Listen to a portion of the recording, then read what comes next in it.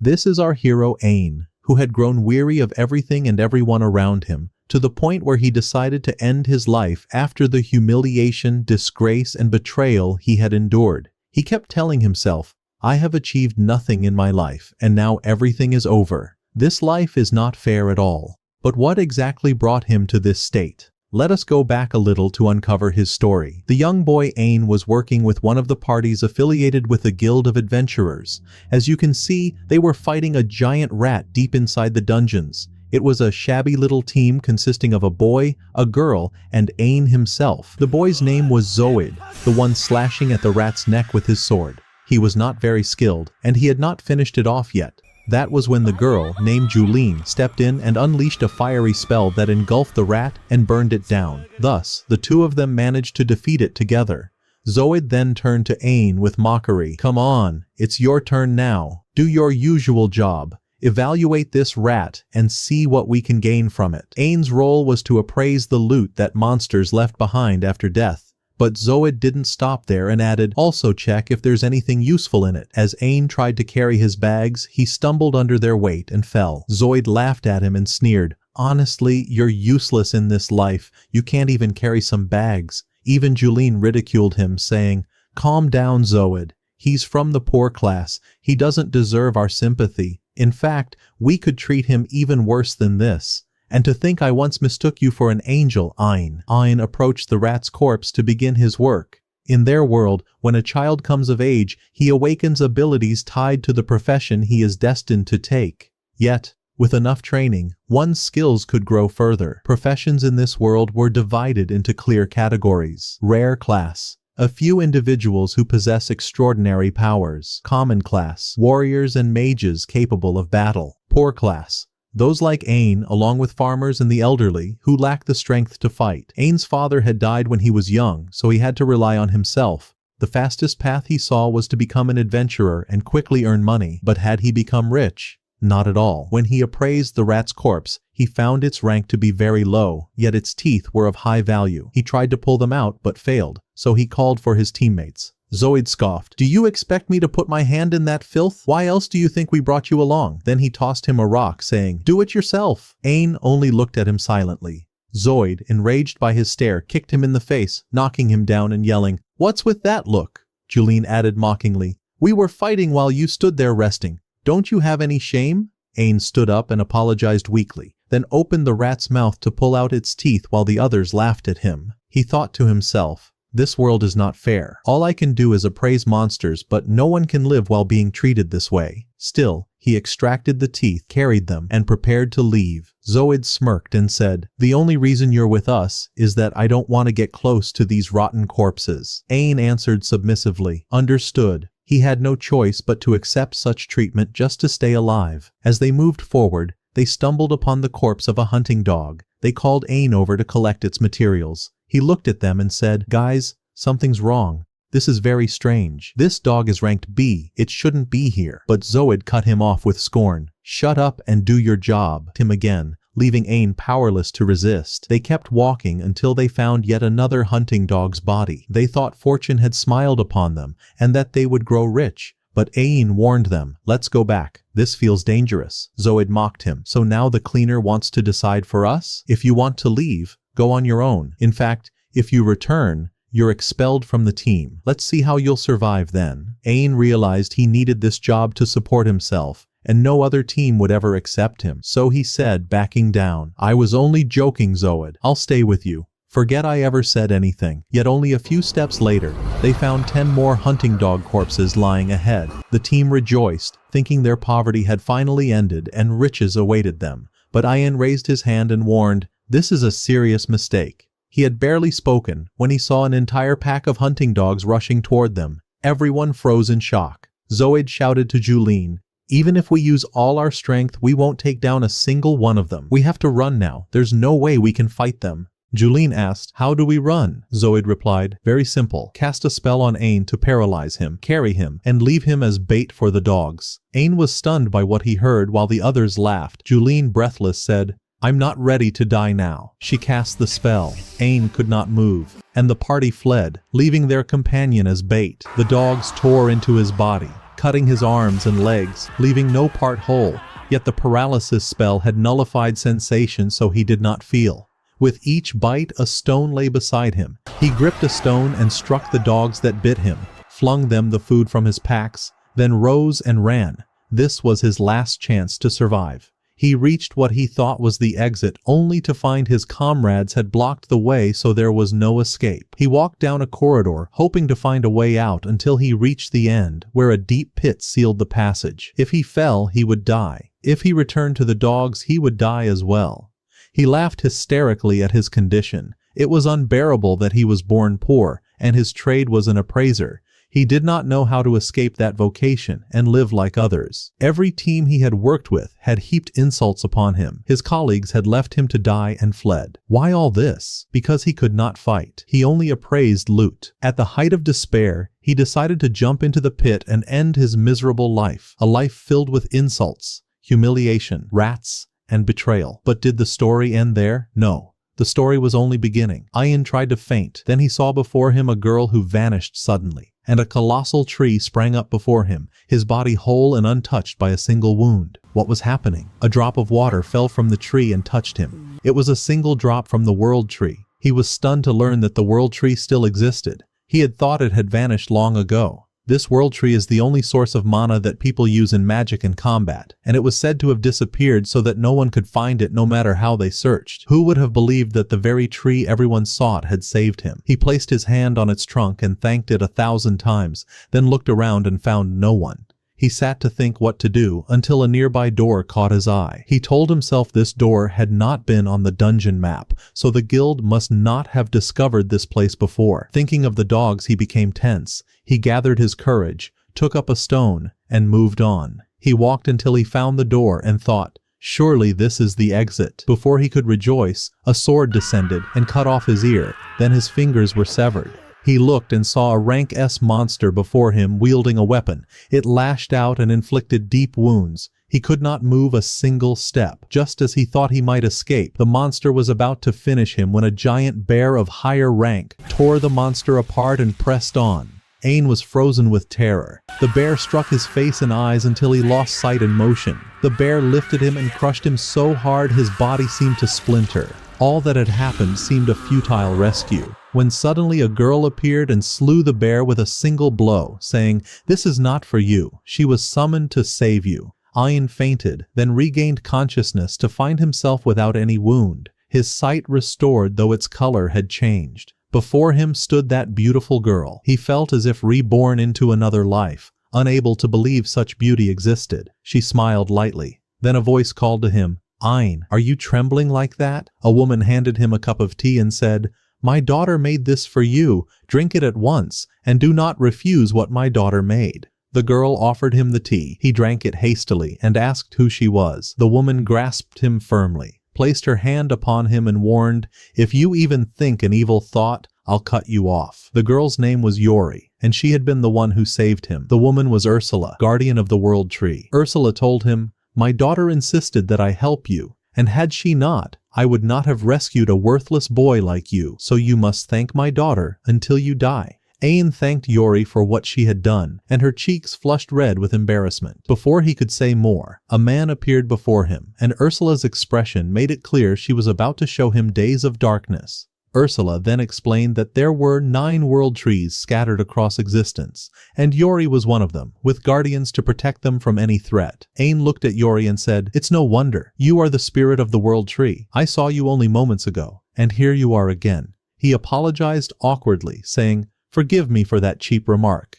Ursula struck him down with scorn, warning him not to speak obscenely before the girl. Ain insisted, "Wait, I must ask. Wasn't my eye completely destroyed by the bear? And wasn't my life ended as well? How am I whole now?" Ursula answered, "We used the water dripping from the world tree to heal you, but as for your eye, we fashioned an artificial one from a small piece of the tree's trunk, and let me tell you, it holds tremendous power." She added that all of this was because of Yaoi, who had pleaded for his healing. Ain turned to Yaoi and asked why she had done this for him. She replied, "There's only one simple reason, because you thanked me when I saved you." Ursula added, "For the record, It's rare that anyone remains here and survives. Yori saves them all, but none ever thank her. The moment they discover she is the world tree, they cut branches from her and leave. That is why she was glad when you thanked her. Ain thanked her again, and Ursula said sharply, enough of that. Yori protested, saying the outside world was too dangerous, and Ain could not leave yet. Ursula replied, what am I to do? My vow is to protect you, and I cannot leave your side. Moreover, teleportation magic does not work here. Yori began to cry, knowing Ain would be torn apart the moment he stepped outside alone. Ursula then said, so he matters this much to you? Then I have no choice but one. Prepare yourself, boy. I will train you until you can leave on your own. Ain's spirit burned with determination.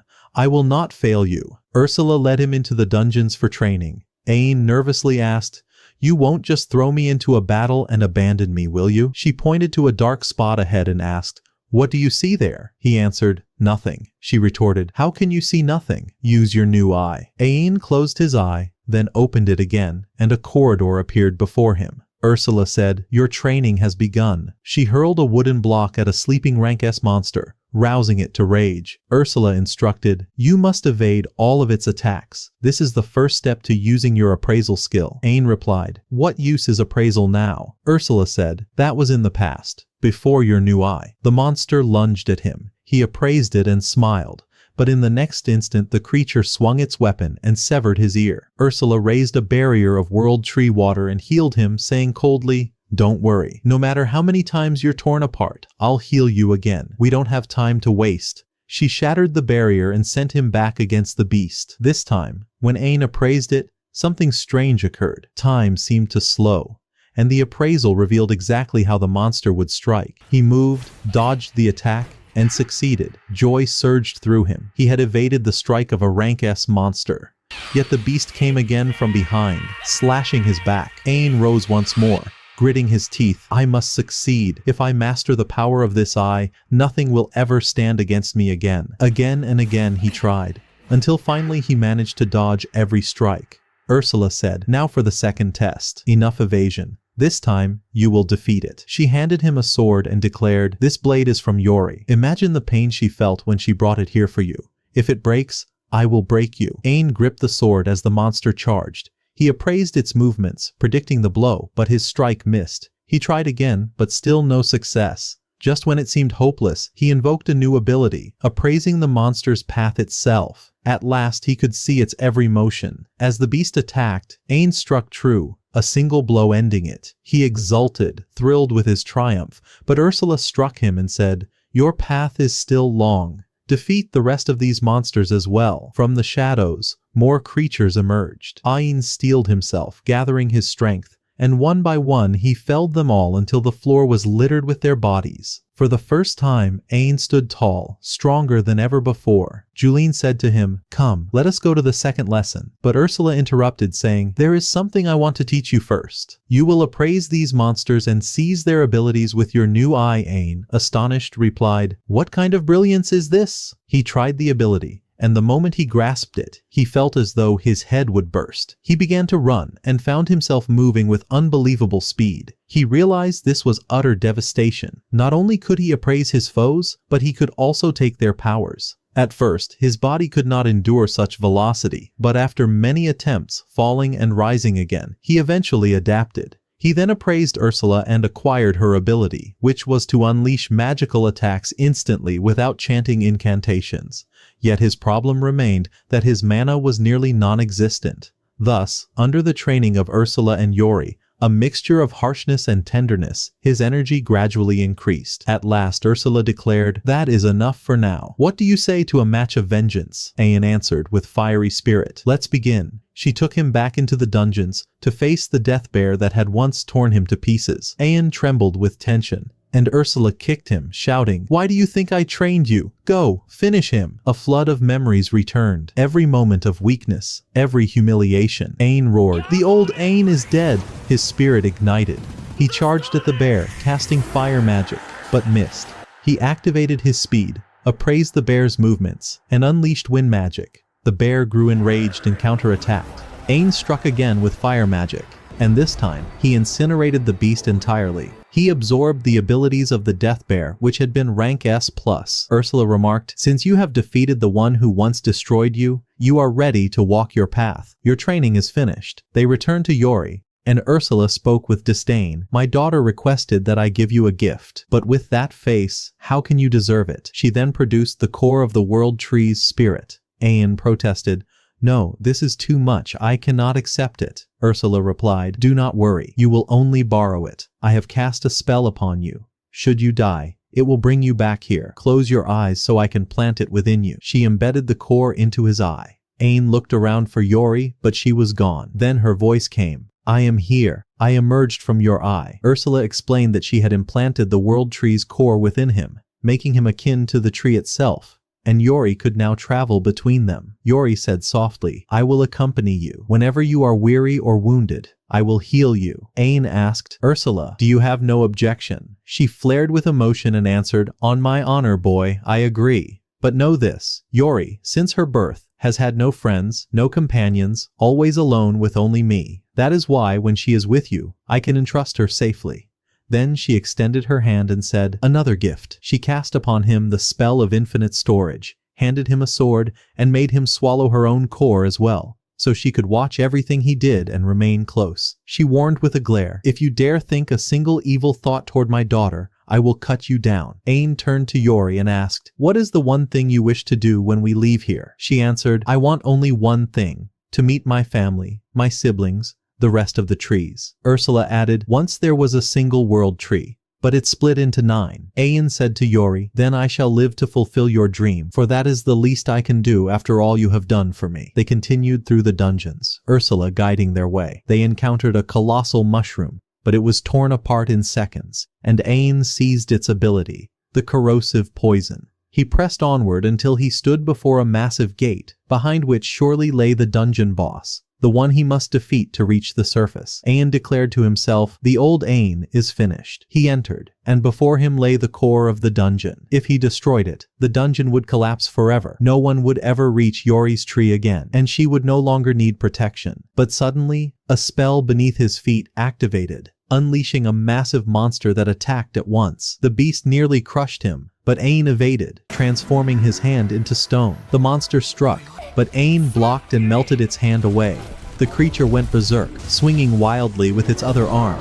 Yet Ain dodged every blow, taking cover behind a boulder. Then he emerged, invoking a new spell Ursula had taught him. With a single strike, the monster dissolved completely. Cries of awe resounded. "Incredible, Ain! What magnificence is this?" After that, Ain appraised the monster and absorbed its powers, while Ursula approached the dungeon core and handed it to him so his level would increase even further. Thus the dungeon was finally cleared and Ain and his companions ascended to the surface. Elsewhere, Zoid was sitting inside the guild with his comrades, boasting about how difficult the dungeon had been when he entered it with Julene and Ain. He told them, "Do not forget, my friends, that Ain sacrificed his life to save Julene and me. I will never forget his sacrifice. He was the bravest man I have ever seen." He lied, believing that the howls of the hunting dogs had consumed Ain, and that no one would ever know the truth. Pitiful liar, so wretched in his deceit. Suddenly, while drowning in his lies, he heard a voice behind him. "And who has died?" It was Ain himself, standing alive before them. Zoid froze and stammered, "How did you return? Were you not supposed to die there?" Ain replied calmly, "I returned simply, walked back after defeating all the monsters inside." Zoid snapped, "You liar! How could you defeat them all alone?" But the people looked at him in disbelief. "Isn't he the one who saved you? Shouldn't you be rejoicing that he lives?" Then Ain revealed the truth. "Julene and Zoid cast a paralysis spell on me and abandoned me as bait for the hunting dogs." The people gathered around Zoid, pelting him with whatever they held, and no one could tolerate him any longer. Ain raised his hand and said, "Enough. I live, and that is enough." Then he turned to Zoid and said, "Thank you for everything." And he left. Afterwards, he returned with Ursula and Yaoi to another dungeon, where they defeated its boss, and Ain's eye evolved even further. As they walked, Ain said to Yaoi, "I am sorry. We did not find any of your siblings in this dungeon." Suddenly, a scream echoed through the halls. Ain sprinted toward the sound and annihilated every monster in his way, as if they were nothing. There he found a girl and a young man under attack. The girl saw Ain, ran straight into his arms and cried, "At last I found you. You are my hero." That girl was Claudia, princess of the kingdom, and the young man with her was Jasper, the master of the largest trading company. Jasper brought them back to his mansion to thank them. They all sat together. Claudia expressed her gratitude to Ain and Yaoi, then cheerfully declared, "Now that the formalities are over," and rushed again to embrace Ain. But Yaoi intervened sharply. "You cannot. He is my husband." Claudia smiled playfully and said, "Do not worry. I will be his second wife. The law permits 4, does it not?" Jasper then sat beside Ain and said jokingly, "Forgive me, but I too have a request. Will you marry me?" Ain almost hurled his cup at him but restrained himself with effort, replying, "No, that path is not mine. May God keep us far from sin." Jasper then led them into the cellar of his palace, into a chamber filled with jewels. "This is my passion," he said, "collecting and preserving gems. I was joking earlier about marriage, but I know your left eye contains the core of the world tree, and that is why I wish to remain close to you, to safeguard that eye." Ain looked at him suspiciously and asked, "I do not trust you. Tell me, what do you know about the locations of the other world trees?" Jasper replied, "I know a few, but every one of them lies in places of great danger." Ain said firmly, "Never mind the danger, just tell me the locations, and I will handle the rest." Jasper then sent him to the first of those dungeons. Its exterior loomed ominously, like the entrance to a tomb. Ain said to Yaoi, "I hope after all this we find some of your kin within." Yaoi slipped once more inside his eye, and Ain continued until he reached a sealed wall. Ursula told him, "This wall is woven with magic. Touch it, and you will enter the dungeon." Ain placed his hand upon it, and suddenly everything around him shifted. He found himself in the heart of a vast forest. A young girl's voice called out to Yaoi, "Welcome back. It has been so long since we last met." It was Bina, Yaoi's younger sister, watching them through a magical crystal. Yaoi asked her where she was, and Bina answered, "I await you at the far edge of the forest. Come quickly without delay, and bring our elder brother with you." Ain was astonished. "Your sister came all this way for you. Then why not use teleportation and bring me to you?" But Bina shook her head. "I cannot. I want you both to walk through my forest. I have placed traps and monsters along the path to test you, so tread carefully. I cannot promise you will reach me alive." Ain turned to Yaoi and said, "Return to your place. This path will be dangerous." She obeyed, and then Ain spoke to Bina, "Do not worry. Consider this dungeon already destroyed." Bina's eyes lit with joy as she said, "Then I will reveal your true self before Yaoi." Ain could not understand why she singled him out with such hostility. As he was about to step into a pit, Ursula warned him, and he avoided it just in time. Bina's shock was clear. From then on, he passed every trap and every carnivorous plant without falling once. Bina finally broke down, exclaiming, "I exhausted myself creating all this, and you did not fall into even one of them." Then she added bitterly, "But no matter, a monster will appear now. You would be wiser to surrender." Yet did she truly believe Ain would surrender? Never. After that, Ain found before him a monster half tree and half human, its appraisal releasing a smoke of hypnosis, yet it had no effect on Ain, for he was immune to such tricks. He drew his blade, advanced, and with a single strike, cut the monster in two. What astonishing power! He absorbed its skills, but suddenly unseen strikes lashed out at him. Ursula said, "Do not worry. I have appraised the monsters attacking you." He invoked gravity magic and hurled them all to the ground. Still, Bina clung to the hope that he might stumble into one of her traps, so she sent forth 2 more monsters, but Ain cleaved both in a single blow. Meanwhile, far from Ain within the dungeon, Zoid was drowning in misery, muttering to himself, "All of this is because of that garbage collector. It is all his fault." He meant Ain. He then went to the guild, and as soon as he entered, silence fell. None could bear his presence. He saw Julene sitting with 2 others and called out, "Where have you been all this time?" She snapped, "Do not come near me." Then she told the people that Zoid was the one who cast the spell on Ain, and abandoned him as bait. He tried to defend himself, insisting it was Julene who had done it, but Julene burst into tears saying, "He threatened me to do it. I never wished to harm Ain." The crowd believed her, dragged Zoid outside and shouted, "No one wants you in any team again." With despair pressing down, he said, "There is only one way left. I will take on a great quest alone and restore my ruined name." He entered a dungeon, which by chance was the very same dungeon where Ain fought. By mistake, he placed his hand upon the wall and it pulled him into the forest inside. Terrified, he whispered to himself, I must continue. I must restore my name, and I will have my revenge on Ain. But the very first step he took hurled him into a trap of spikes, almost killing him, only for him to find himself ejected outside the dungeon, the traps designed to expel those on the brink of death.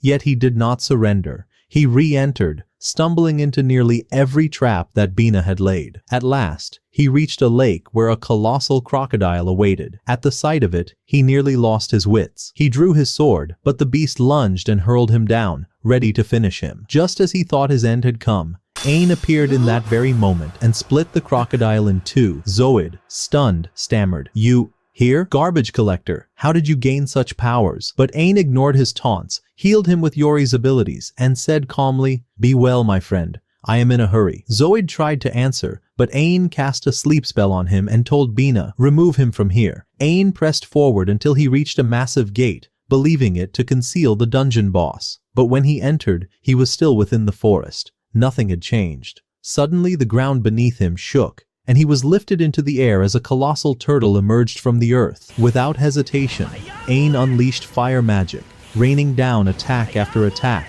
but to his shock, the turtle remained unharmed. Then it was her turn. She struck back, and Ain countered with his magic, believing he had bested her. But no, the flames in the strike never touched her at all, as if absorbed into the ground around her. Realizing the truth, Ain descended, letting the turtle step upon him, and yet he remained untouched. In that moment, the illusion was broken, and she revealed her true form. After all this, Bina softened and guided them along the path that led to Yori. As soon as Yori saw her sister, she ran to her and embraced her. Bina said, "I wish to come with you." Yori did not object, nor did Ain. Then the small turtle descended and transformed into a girl. She was the guardian of Bina, named Kuromi. Ursula froze upon seeing her, for she had once been her teacher. She addressed her with utmost respect, her voice subdued, as none dared interrupt. Thereafter, Bina placed her core, along with Kuromi's, into Ain's magical eye so they could accompany him. Joy filled him as he saw Yori happy to reunite with her sister, and he vowed, "I must help her meet the rest of her 6 siblings."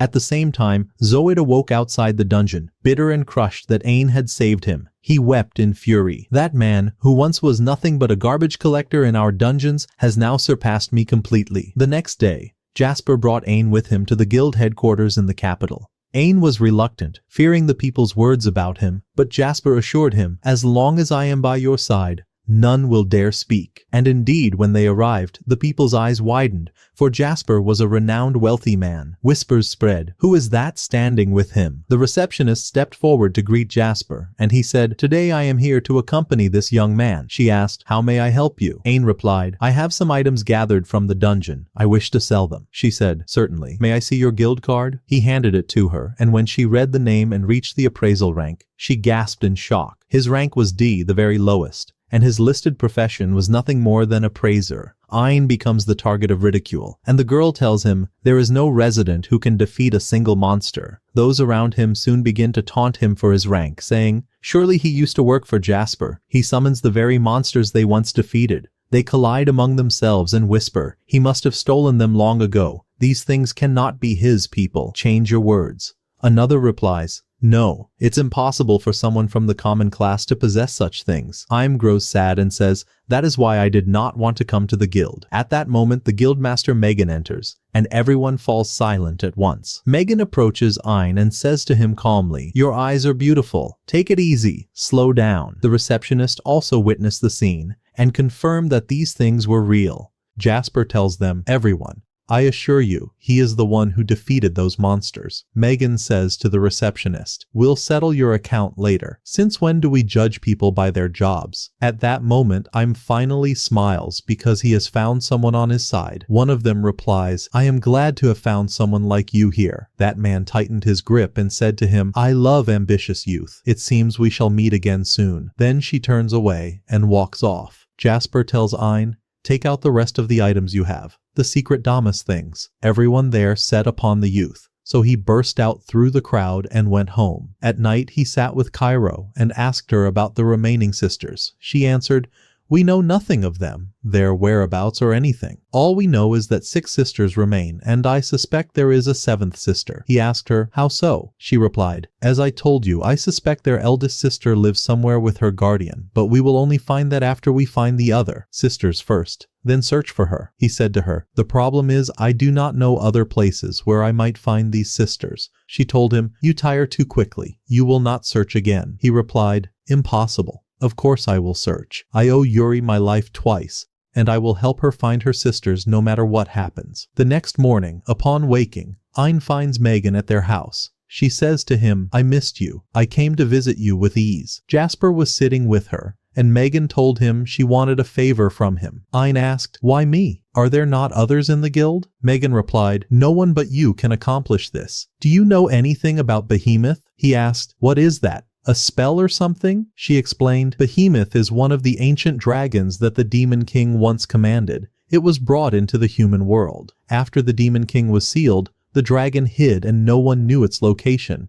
But recently, it has begun to reappear and attack the merchants crossing the desert. I want to officially appoint you to eliminate Behemoth the dragon once and for all. By the way, this dragon is rated SS. I have never encountered anything like it before. Jasper said to him, my son, this mission could cost you your life, and I know you do not like to show yourself before people. Ain replied, do not worry everyone. I will accept the mission and I will rid you of the dragon. Megan said to him, you son of the town, the responsibility is in your hands. He then set out at once toward the desert, specifically to the place where the dragon was rumored to have been seen. On the way, Ursula tells him, this is a dangerous dragon. It absorbs your spells and turns them into its own power, and it spends the day hidden beneath the earth. Our protagonist grips his sword and strikes powerfully with magic to lure the dragon out. Indeed, the ground begins to tremble, and the dragon emerges, saying, who is the fool that dares wake me this morning? Its appearance is terrifying and immense. It says to him,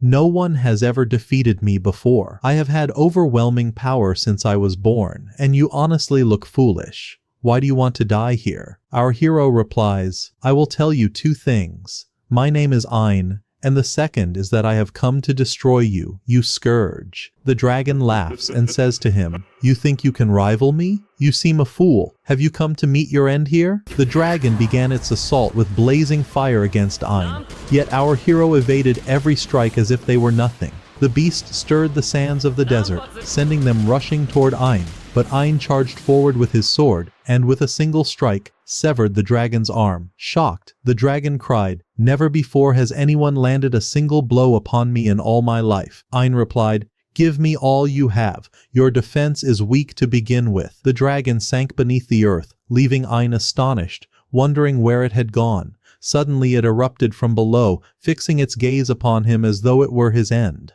But no, that was not the end. The dragon's body exploded, its remains scattering, devastation spreading across the land. An onlooker, awestruck, cried out, boy, how did you accomplish this? Ain answered, I did nothing. I unleashed all my magic while inside you. I knew your hide absorbed spells, but surely your inner body did not. At first I provoked you to lower your guard, and you reacted exactly as I expected. The dragon admitted, you have achieved a feat no one before you has ever done. Before vanishing from the place, Yori asked, what is wrong with you? You are still victorious. Ain replied, if this dragon had continued to assault humans and no one could ever stop it, what would have been my fate had I not met you? Yori answered, it was wicked and harmed people, but you are entirely different. Ain then absorbed the dragon's skills and returned to the royal palace. Claudia met them there and told her father she wished for him to see Ain. When the king entered, Ain trembled, but the king said, there is no need for such ceremony, my son. Sitting, he added, I am pleased to see my daughter's future husband before me. Ain answered, command me as you will, my lord. The king said, I summoned you before others because I learned that you defeated the dragon that obstructed trade. I wish to thank you for this, and also because you once saved my daughter in the forest, and because you ended the menace of Damas. I do not know what to thank you for first, my son, Ain humbly replied. Do not thank me. Thank Yori. She healed your daughter when we saved her, and without her, I could have done nothing. The king thanked Yori as well, then said to Ain, you are among the good people of this land, and I hope to see you grow even more. He gave him a medal bearing the kingdom's emblem and said, You may use this wherever you go. Ain thought that this gift would aid him in finding the rest of Yori's family. Meanwhile, in the town, the people spoke of the hero who had slain the Demon King's dragon alone. Zoid heard these words, yet he remained the same, still treated with the contempt he deserved. He remembered how, not long ago, he was stronger than the weakling they now praised, how he had forced him to carry his gear and follow behind him, and how they once believed that weakling had died in Damas. But everything changed when suddenly he heard a voice before him. A girl stood there saying, "My name is Echidna. I wander like the spirits who walk with Ain." Confusion spread. It was not just Echidna, but the eldest sister of Yori. Zoid asked, "What is happening exactly? I want you to continue with us so I may know the rest of the tale." He then asked her, "And do you want something from me?" She replied, "Nothing. I sense that you hate that boy Ain, so I simply wish to help you. Nothing more, so you may have your revenge upon him." He asked, "How?" She smiled and said, "Very simple. Do you know of something called the Eye of Spirits?" He replied, "No. I have never heard of it." She told him, "It is like the one Ain bears. How else do you think his strength grew so quickly? Do you not desire an eye like his?" Zoid pleaded, "By all means, if you can do this, then do it. Give me such an eye, even if it looks hideous." She rejoiced and planted it into his skull, and the boy transformed into a massive, grotesque, terrifying creature. At that same time, Ain was lying ill and asleep in Jasper's manor. Yori and Bina decided to cook something to help him recover. Bina said, "Let us go down to the market and buy a few things." Yet in truth, Ain was not merely exhausted. He was dreaming of the days of weakness, when Zoid forced him to do everything. He remembered the cruelty of that past, and felt that what befell him then was deserved. He recalled the hunting dogs that had once attacked him, and thought that would have been his fate had he not met Yori. In his dream, Ursula appeared as a dark version of himself, saying, "Indeed, that was your fate, but you were lucky to have seized the spirit core. Do not think you are strong by yourself. Do not forget your origin. You will remain a wretch all your life." Ain awoke in terror and found Roselle at his side. He asks her if she is all right, and she replies, "Nothing. I only dreamed a nightmare." She asks, "A nightmare?" He answers, "If I had not met you and Yori, what would have become of me? I would have been food for the hunting dogs. All that happened to me was nothing but luck. I am here because of the power I gained from you, but my origin has not changed. I am still the same, a wretch." This weighs heavily on Ursula, but she cannot speak. We return now to Zoid, who dwelt in the land of corruption, destroying everything in his path. He sees Julin and goes to her. There was a man standing beside her, drawing his sword, and Zoid rushed to strike him down. Then he said to her, "What will you do now? No one will protect you from me." She pleaded, "I am sorry for all that has happened. I can tell the guild the truth without lies. Only please, let me live." Before she could finish, he had already ended her plea, and returned to wreak havoc in the city, continuing his destruction. Yori and Bina see the people fleeing. Yori rushes to the wounded to heal them. At that moment, a voice commands, "Enough playing. End Yori and Bina first." Zoid charges at Yori and is about to strike her, but Bina raises a barrier to block the blow and seizes Yori to escape. Zoid smashes the barrier and runs after them. Bina forms another barrier, but he breaks it instantly and hurls her aside. Yori rushes to shield her sister, clinging to her, and he was about to finish her. He says, "You are foolish for giving Ain that power. Now you will die because of him." Do you think that will happen while Ain is here? Of course not. Our hero appears and saves her, forcing them into his sight and declaring, "Finish him." He tries to strike, but nothing appears. Zoid attacks Ain, yet the boy blocks it and casts him away. Zoid does not stop and attacks again, but it is useless. Ain blocks all his assaults. Echidna watches from high above and says, "You will die now." Zoid snarls at Ain, "Is this all you have, garbage collector?" Then Ain realizes it is Zoid. Zoid says, "I abandoned weakness. The Eye of Spirits evolved in me just like you." Our hero falters, and Zoid lands a blow, sending him flying. He is about to strike again, but Ain retreats. Roselle warns him, "If you do not finish him, he will finish you." Ain climbs to the rooftop of a building, Zoid following, saying, "I never thought you had all this power. Yet you are strange. You do not use it for your own gain. Look at Julin. She laughed at me and betrayed me. I ended her with this power. All I suffered before is now nothing. Surely you want revenge on me too, for bullying you and abandoning you in Damascus. But let me tell you something important. You should have taken your revenge long ago." Ain replies, "No, I never wish to take revenge on you." Yet his dark self appears beside him again, whispering, "You are lying. You thought of revenge. Everyone laughed at you because you are from the poor common class. You and this monster are the same now." Ain wavers, unable to resist the words of his dark self or those of Zoid. His shadow sneers, "We are alike." Yaoi intervenes, saying, "That is not true at all. He is a kind and strong man who never sought revenge against anyone." Ursula also appears and tells him, "You did not become strong just because you met someone. You became strong because you cleansed yourself from within. It is enough that you use your power to protect those in need. You never harmed anyone. Unlike them," Yaoi adds, "the reason I am here, the reason I found my family, is you." In that moment, Ain awakens within himself and declares, "Yes, they helped me, but you and I will never be the same." His strength doubles and a torrent of magic bursts forth. Zoid attacks again, but Ain blocks the strike and casts him far away. Zoid returns to strike once more, but Ain forms a barrier stronger than any before.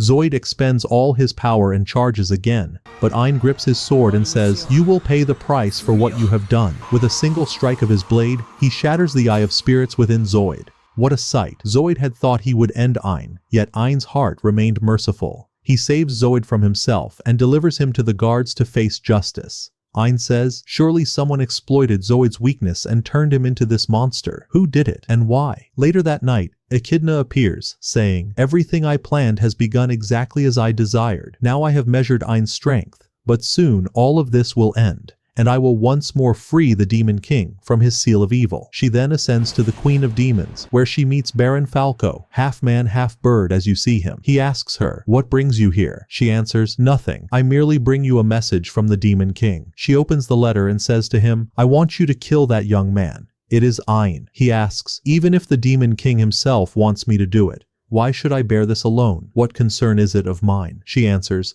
"That boy overstepped his bounds and slew the dragon behemoth." He replies, "If that is the case, then let us teach him some manners. Who does he think he is?" The witch responds, "That is why I always rely on you. This mission is extremely dangerous for us as the Demon Kingdom. The entire kingdom is entrusted to your hands, hero." He answers, "5 minutes only, and I shall return after ending him." He opens a gate to the human world and flies out, harboring only malice. At that moment, Ain stood upon his balcony, when Baron Falco appeared before him and said, "I am Baron Falco, one of the 5 highest ranks among the demons. I have come to end you." Ain answered mockingly, "Enough with the double talk. The people are asleep. You will wake them." The Baron was stunned. Who dared to speak to him this way? He lunged forward, seeking to tear him apart with his claws, but a single slap from Ain sent him flying. The Baron could not comprehend what had happened. Ain followed him, saying, "Is not the title of Baron one of the lowest? What is this empty confidence?" Then he struck him once more, smashing him into the ground, ending him.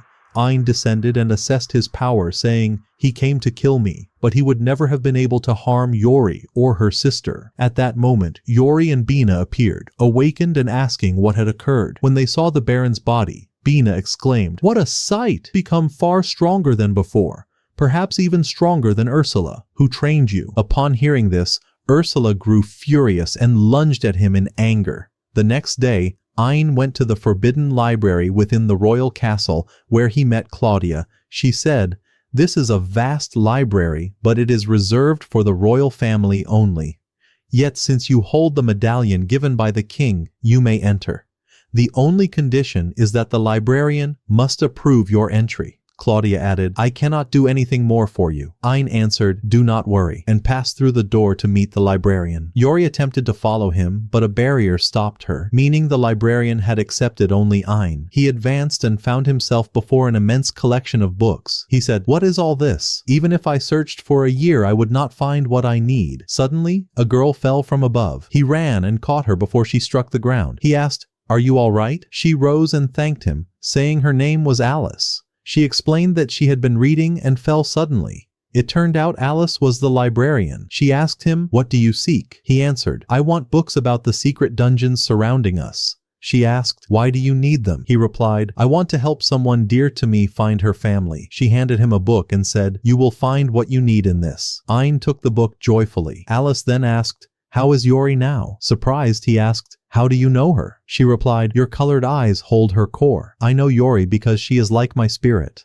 I too am a tree spirit." What amazement! One of Yori's sisters had been found so easily. Her guardian Akame appeared, thanking Ain. "Thank you for making my daughter happy." Ain looked at her and said, "And where is the happiness in this?" Then he asked about Yori and Bina outside, but Akane said, "They cannot come with you. This library is not in the castle at all, but exists in a separate dimension. A gate within the castle links to it, but it is special. Only humans may pass. This is because the library contains all the kingdom's secrets, and in exchange for guarding it, we may use it and read from it. But if you want Alice to meet her sisters, you must reach the secret dungeon and come directly here." Ain asked Alice, "Why do you not wish to see your sisters?" She did not answer. He told her, "I understand. You are afraid to leave. Do not worry. Everything new frightens us at first, but I will always stay by your side and protect you. No matter how long it takes, I promise I will take you to your sisters and protect you. Whatever happens,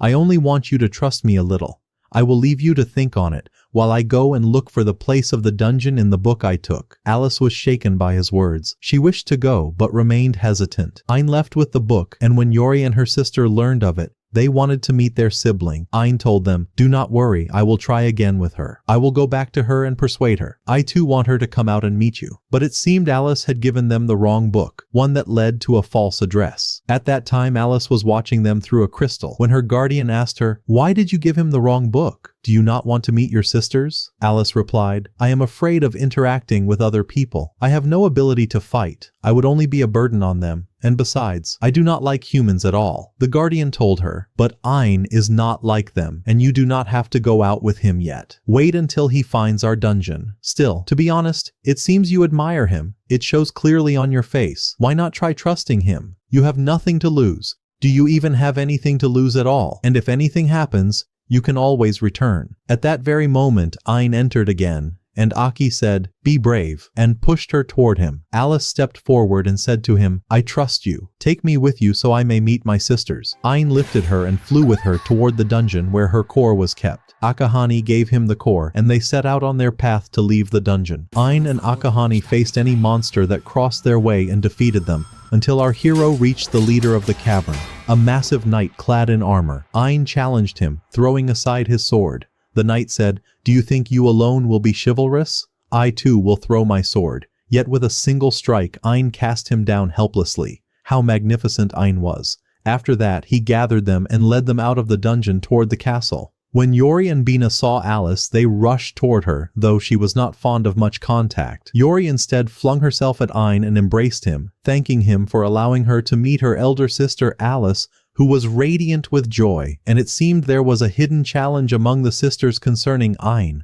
who would remain with him and continue onward, that we shall learn later. The next day Ain sat in the castle pondering his next move, when Megan came from behind and placed her hand on his shoulder, as though there were a strange bond between them. She sat with him and Jasper said, "The king wants you for an official mission," Megan explained. "Long ago, the demons were expelled from the human world when the heroes raised a wall between their realm and that of the demons, yet recently there has been a great increase of their presence in a region called Rashik. And your mission, Ain, is to eliminate the demons who spread corruption there." Ain answered, "I truly wish to help you." But Ursula appeared beside him and said, "Our purpose lies in a completely different direction. We cannot go there. And why should we help strangers at all?" Ain replied, "I was a stranger to you and Yori when you helped me. I know the feeling of despair and fear that people feel when they face an enemy stronger than themselves. I lived that way all my life, and I am here now because you helped me once, so I wish to return the favor and help others as well." Then Yori and the rest of the group said, "We are with you." Ain turned to Jasper and Megan and said, "I accept the mission."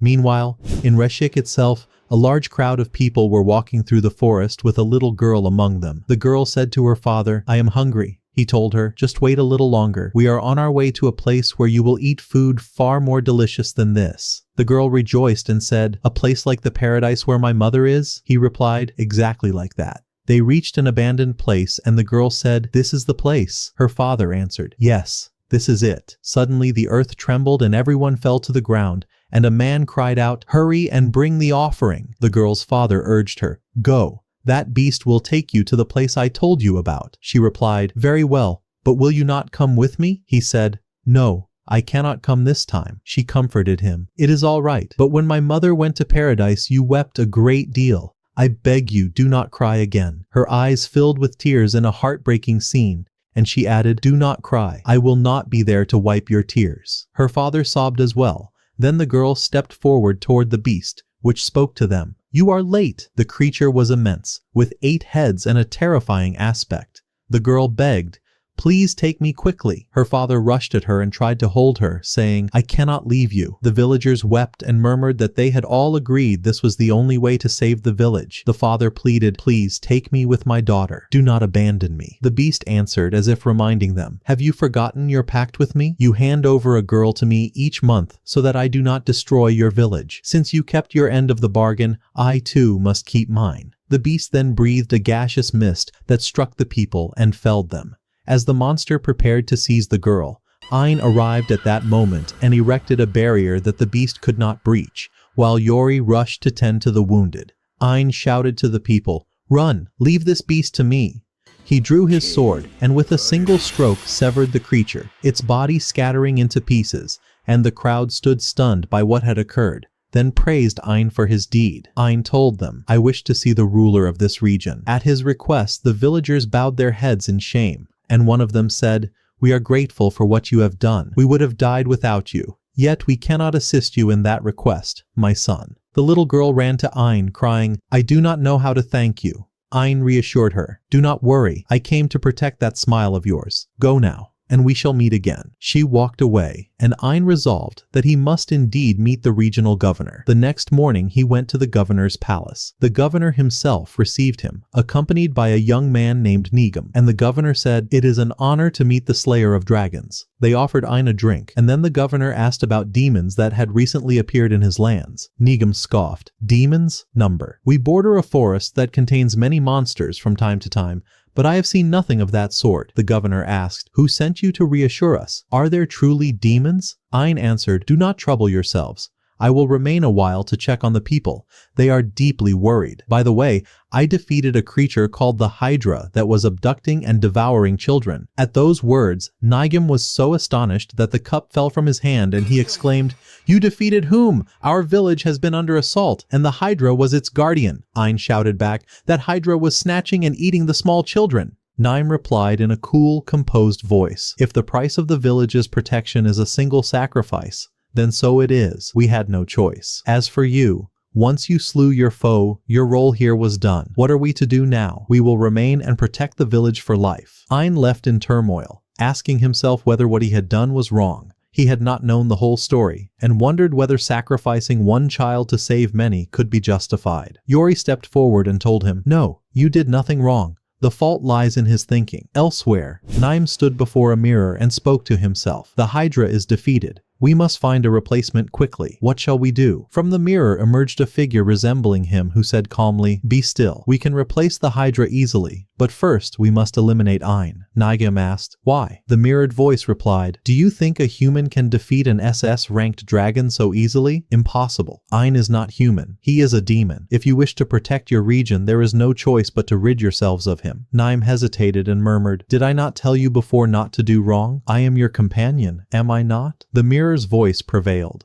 "Understood, Shadow. Then we must get rid of Ain." After that, Shadow appeared, a demonic entity that had controlled Nigam his whole life and now sought to take full possession of his body. Ain walked toward the city wall and found it utterly ruined, cracked and broken for years, with no guards in sight. He saw a woman walking by, stopped her to introduce himself and asked, "May I ask about this land? Who owns it?" The woman dropped what she carried and fled. Ain approached another man sitting alone and said, "Please, answer a few questions and do not run." The man replied, "You again? All the soldiers and guildmen who came before you did nothing. You are surely like them.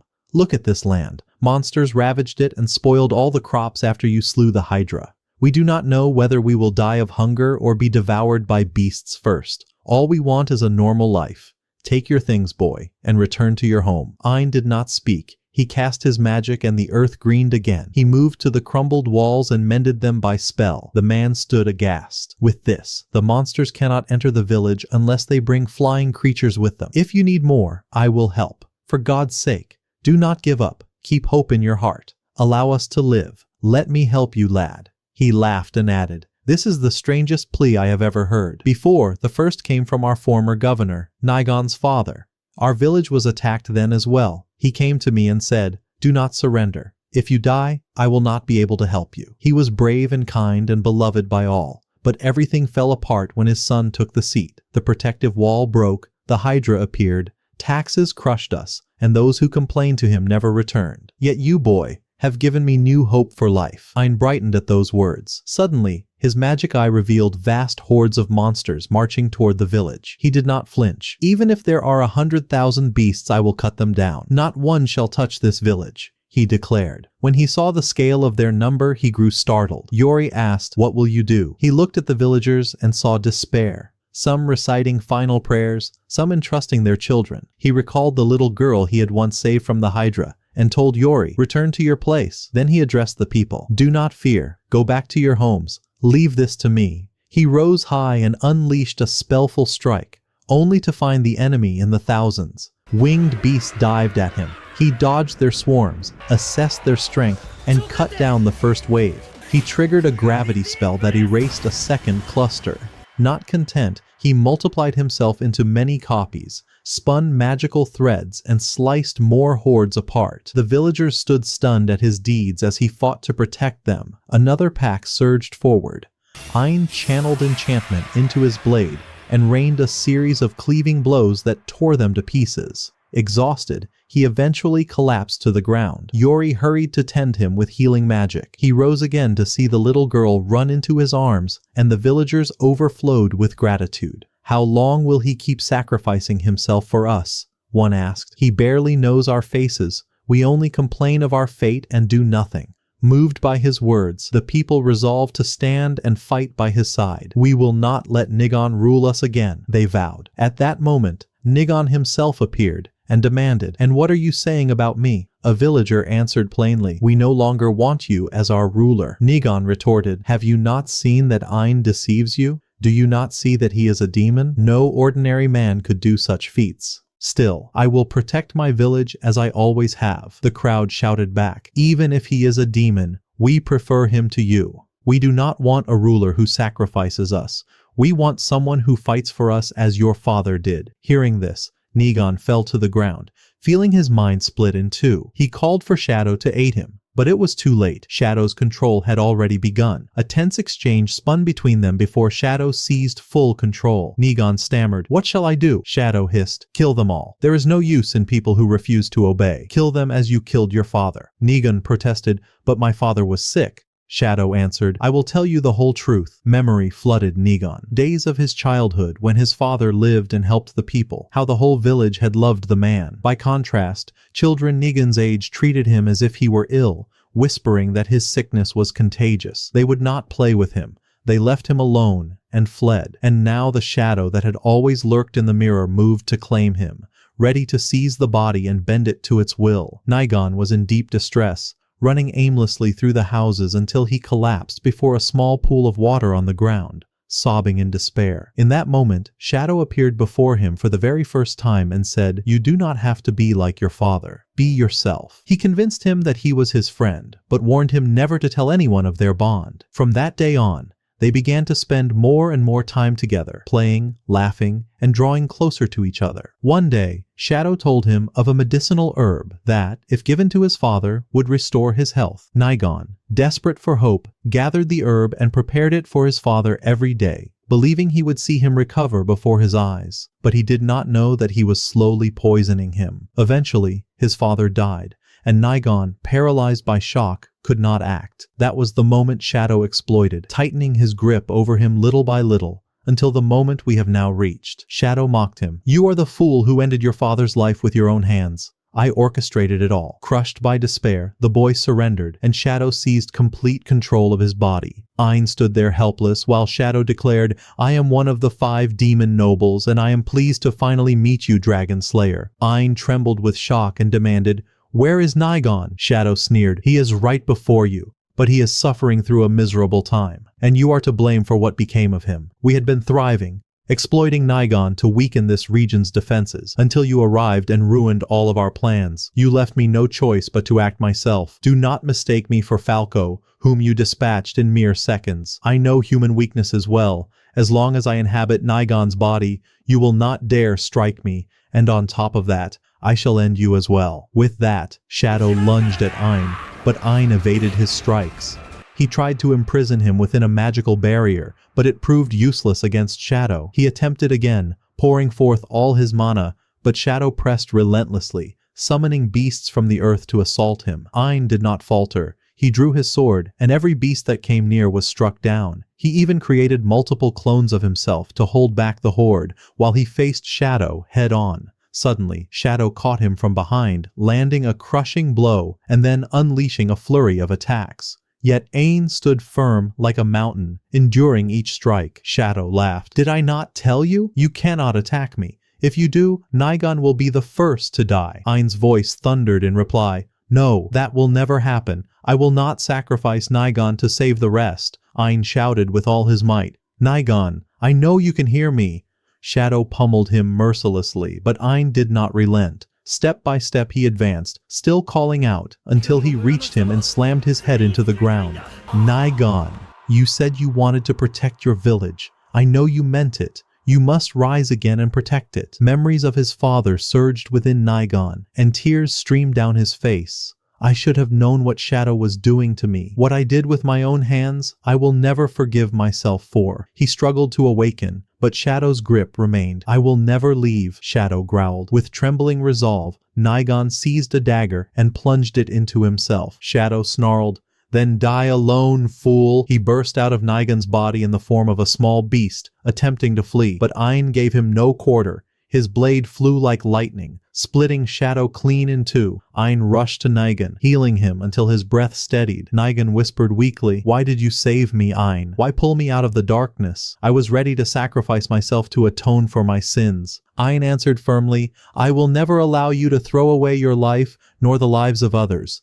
You must atone here, in your village, not by fleeing into death." But Shadow was not gone. He emerged once more in a diminished form, trying to escape, only to be seized by Bina. Ain approached and demanded, "Why do you demons seek my death? What have I done to you? Am I truly such a threat?" Shadow sneered, "Do you not know? Are you not of my kin?" Ain's eyes hardened. "Then I shall end you. Plain and simple." Shadow panicked. "Wait, I will tell you everything. Only promise to free me." Yet before he could finish, his body erupted within the barrier that confined him. A curse had been placed upon all demons. Should they reveal vital secrets, they would be obliterated instantly. Later, Ain returned to the castle, where he learned that the king had decided to appoint him governor of the region he had saved. This, at Nigon's own request, after surrendering himself to justice. Ain accepted the post. Claudia, with a playful smile, said, "So now we can finally marry officially." Ain laughed and replied, "Spare me, my lady. I am no match for you. I was never meant to be bound." We shift now to the Demon Kingdom, where two of its nobles gathered, inspecting the aftermath of Shadow, who had been slain by Ain with a single strike. Suddenly, the head of one of them was severed and sent flying, prompting cries of disbelief. "Who is this?" A woman then addressed the nobles, saying coldly, "The thing I despise most is weakness, and for one to oppress someone even weaker than himself." This woman, who now stood among the highest ranks of the demon nobility after the demon king himself, was named Yona, the third strongest figure in the entire kingdom. Yona had summoned a servant and tasked him with sending an assassin to kill Ain and bring back a spirit tree soul. She handed him the location of the dungeon that needed to be targeted and reassured him before his departure. "Do not worry. I shall return with the spirit tree soul and personally rid us of this so-called garbage collector. Wait for me." Her confidence in herself was extraordinary. We returned to Ain when Alice approached him and said, "I want something from you. I had been watching you through my crystal because I wished to see my sisters before you came to me." And suddenly this vision appeared. Ain looked and saw a girl lying on a bed. Yuri rushed to embrace her, thinking she was her elder sister Krosh, but it turned out to be nothing more than an illusion, not her real body. They shared a brief moment of lighthearted banter. Then Alice said, "Let us get to the point. Krosh tells you that a demon is now targeting a dungeon where our sister resides, and we need Ain's help. Until now we've held the situation under control, but the enemy is far too powerful." Ain replied, "Then let us go immediately to your dungeon." But Alice corrected him, "No, it is not my dungeon being targeted. It is the dungeon of our youngest sister, Me. You will find me there, for Me's guardian died long ago, and I have taken it upon myself to protect her until this day." Alice pressed further, Can you not face her alone? Krosh retorted. If I could, I would not have come here, would I? Ain then said firmly, I will take the group and come to you at once. Alice confirmed that she knew the way to the dungeon and mapped out the route for him. Ain dashed toward the dungeon when suddenly Rosla warned him, stop immediately. Something lies ahead. He looked and saw dense swarms of bees clustering around a girl.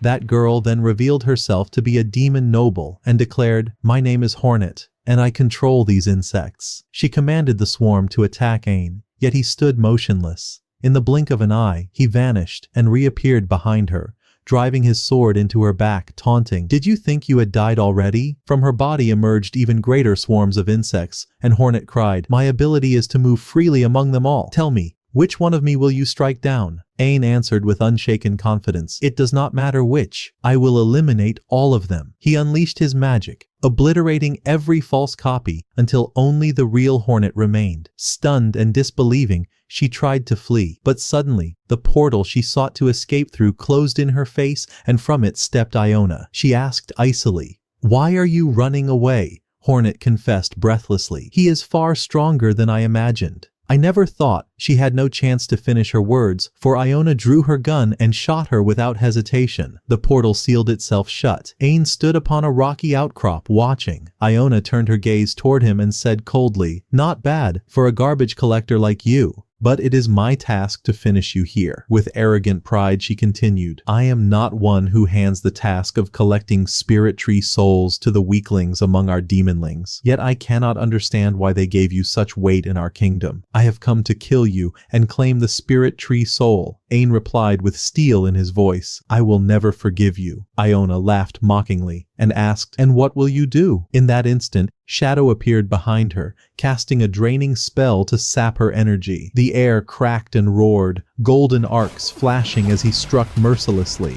He pummeled her left and right without a shred of mercy, finally slamming her body into the ground. It was the end of Hornet. Her body lay twisted and lifeless, while Yona merely watched the scene unfold with chilling indifference. After all that, Yona smirked coldly and said, it has been a long time since I felt this excited. This might actually be fun. She drew 2 pistols and unleashed a hail of bullets at Ain, but with a single swing of his sword, he deflected them all. As she tried to maneuver and escape, Ain suddenly appeared behind her and sliced off her head. Shocked, Yona stammered, How did this happen? Ain stepped closer and replied, do you know why I defeated you? With every strike I landed, I infused it with drain magic. Now your energy is weaker than the weakest beast in the forest. Yona screamed, impossible! I am of the elite. From the moment of my birth, I have been among the highest ranks. I will never allow someone like you to do this to me. She opened a portal and retreated to her realm, vowing, next time, I will end you. But Ain paid it no mind, for his focus was on reaching me and Krosh. Alice guided him to the place, and upon arrival, he saw a white barrier surrounding the dungeon. While he pondered how to enter, the barrier opened and Krosh's voice rang from within. I have been waiting for you for a long time. Ain and his companions entered and found Krosh, their elder sister. They rushed to her and embraced her warmly.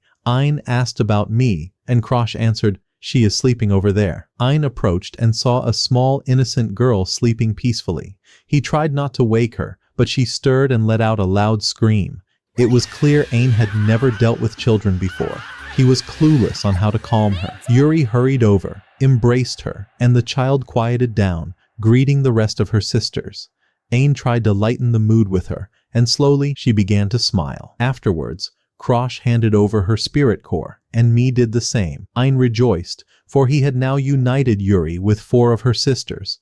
Rusla said, only 4 remain, and I know you can do it. Ain replied with a smile, all my life I felt worthless, plagued by dark thoughts, but ever since I met Yuri and her sisters, I want nothing more than to protect them and see them happy. That is why I have begun to love myself again. Rusla kicked him playfully and said, enough nonsense, focus on your duty. She added the 2 cores to his eye, and joy filled everyone's hearts. Meanwhile, in the demon kingdom, Echidna held a council with the elite nobles. She declared, that boy, Ain, has become a great threat to us and to our plan of resurrecting the demon king. We must unite to destroy him, but will they succeed? That remains to be seen. As for Ain, he returned to Nigon's castle, now the official ruler of the region. There he lived with the ever-growing family. He he announced, "Today, we begin cleansing this place." After much discussion, they all agreed and started cleaning the castle. Once finished, they dressed in new clothes for a grand celebration. Yuri brought Ain to the hall, where they had prepared a special suit for him. The atmosphere was joyous. They danced, they feasted. Later,